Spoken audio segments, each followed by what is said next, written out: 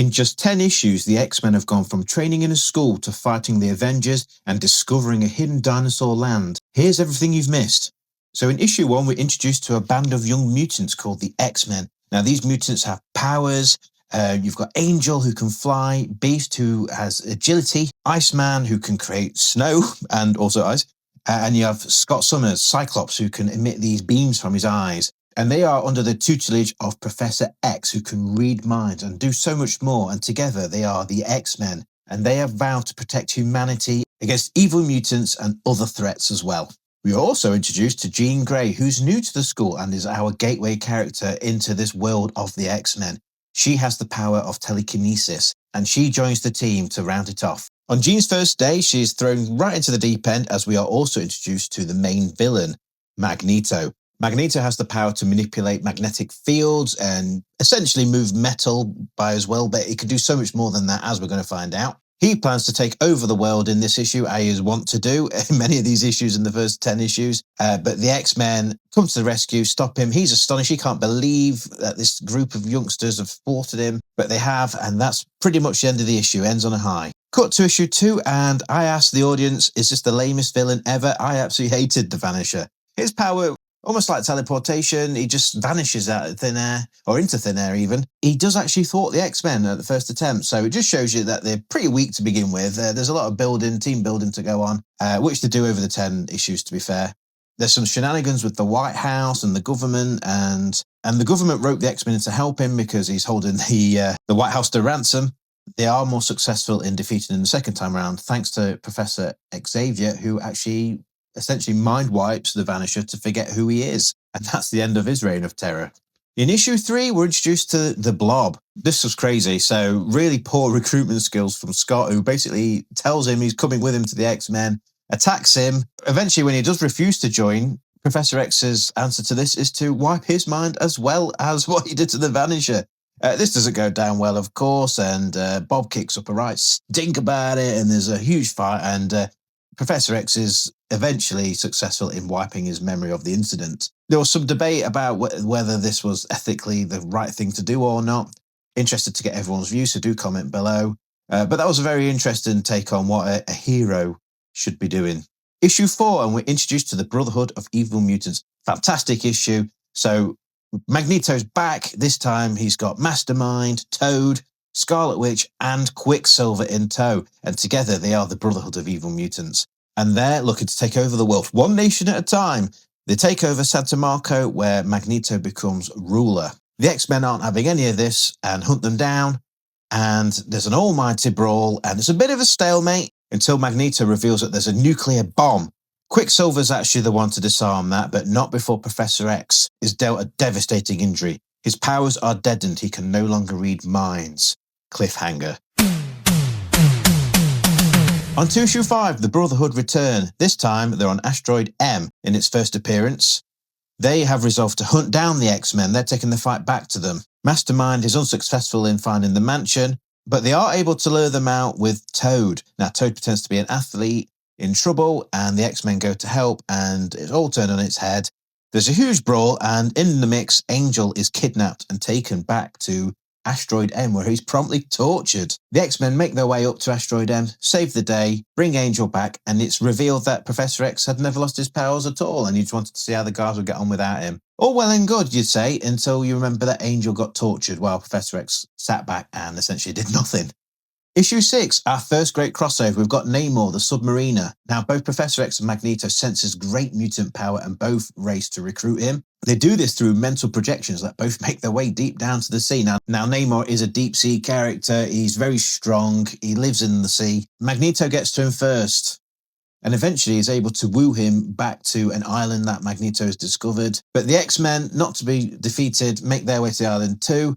It ends up being a bit of a fight, as a lot of these crossovers end up being. Namor is a very strong character, as we discover. Beast has absolutely no chance against him, neither does Angel. But eventually, Professor X calls his bluff. He doesn't think that Namor is a murderer and proves to be correct, and Namor swears off the whole incident and just walks off. Magneto feels affronted by this and attacks him on his way out. Very foolish move, as it turns out, because Namor turns around and basically destroys the installation that Magneto's built there. And that's essentially the end of the issue. Magneto scarpers and the X-Men make their way home too. Issue 7, we've got the return of the Blob. Now, in this issue, Professor X decides to leave the mansion. He leaves Scott in charge. He makes him the leader while he's gone. All very mysterious. While this is happening, Magneto goes to recruit Blob and has about as much luck as Scott does. He treats him pretty much the same and threatens him. But during this meeting, Bob remembers what happened to him in that issue. Bit of a comeuppance for the X-Men because now he resolves to join the Brotherhood of Evil Mutants and take on the X-Men. There's a huge showdown, and it looks like Magneto's got the upper hand, and he takes the decision to fire the torpedoes at Blob, who's in the way of the X-Men. He decides to cut his losses with Blob, and it's worth him being killed if he can get the X-Men too. It doesn't go to plan because Blob just absorbs that damage, and that's the sort of end of that. Again, Magneto scarpers, takes the Brotherhood with him. I feel sorry for Blob, to be fair. He just gets pulled into these things. He's just trying to live his life in the circus. Issue 8, we've got Unus the Untouchable. A nice one-off issue, very nice break from the Brotherhood. We've had quite a few issues of the Brotherhood now, and it's nice to get away and do something different. Now, it's in this issue that we see the anti-mutant sentiment for the first time from humans. The treatment of Beast, it leads him to leave the X-Men. He can't understand why we're fighting to protect humans who want them dead. The others wonder if he's going to go and join Magneto. No, instead he becomes a wrestler, of all things, and he fights a wrestler called Unus, who, unbeknownst to Beast, is a mutant too. And his power is he cannot be touched unless he allows it. Now, Unus is trying to impress Magneto. He actually wants to join the Brotherhood. The price of admission is beating an X-Man. Outside, Unus stumbles upon a bank robbery. This draws the X-Men in, so really they're there for Unus, but they get caught in the mix with this bank robbery, and they get into a huge fight. Unus bests them pretty easily, actually. His power's pretty strong, and it only comes to a stalemate when Angel flies him up out of the way, and they disappear, and they wonder how on earth they're going to beat this man. They get back to base where they find Beast, who's returned. He's invented a device which will actually increase Unus's power. The X-Men are absolutely convinced that Beast has switched sides and joined Magneto, and they try to stop him, but they're too late, and he is able to increase Unus's power. Unus thinks this is great until he finds out he now can't touch anything, and he immediately starves to death, basically. Beast makes him promise not to join the Brotherhood and to go on his way and not to bother them again. He agrees, and Beast is welcomed back into the fold. Now we've got issue 9, the crown jewel of these 10 issues, I would say, and it's the crossover with the Avengers. Fantastic issue. The X-Men are on their way to Europe. Professor X has summoned them. There's an issue with a guy called Lucifer. Is it the Lucifer? I don't know. But the Avengers are there too. They've sensed evil, and they've come to thwart it as well. The Avengers, of course, being Iron Man, Thor, Captain America, Wasp, and Giant Man. Now, Professor X has got in the mix with this guy, Lucifer, who turns out to have what's called a dead man switch. If he's killed, a nuclear bomb is going to go off. And Professor X is worried that if the Avengers make their way down there, the bomb is definitely going to go off. So he tells the X-Men to hold them back. And that's where the fight begins, because the Avengers don't quite click what's happening. There's a bit of a misunderstanding, and they have a nice, I would call a friendly fight. I don't think anybody's really intending to hurt anybody. But my impression of this fight was that the Avengers would definitely have won if they had upped the gears. Eventually, Professor X is able to get through to Thor, tells him about the situation, and the Avengers leave off, and that leaves the X-Men to go down to Charles's aid. Charles is able to render Lucifer unconscious, and that gives the guys a chance to disarm the nuclear bomb. Cyclops and Professor X are successful in doing so and essentially save the world. And then we get issue 10, another crossover. This time we've got Kazar and the Savage Land. So there's reports on the news about a mysterious attack in the Antarctic, including a saber-toothed tiger and a man in a loincloth. The X-Men think that might be a mutant, so they go without Professor X to the Antarctic to investigate, and what they find is the Savage Land. The Savage Land is like a warm tropical place below Antarctica, and it's filled with dinosaurs and cavemen. It's a crazy place that comes up in Marvel every now and again. They're immediately attacked by pterodactyls, which try to snap at Angel, and he successfully gets away.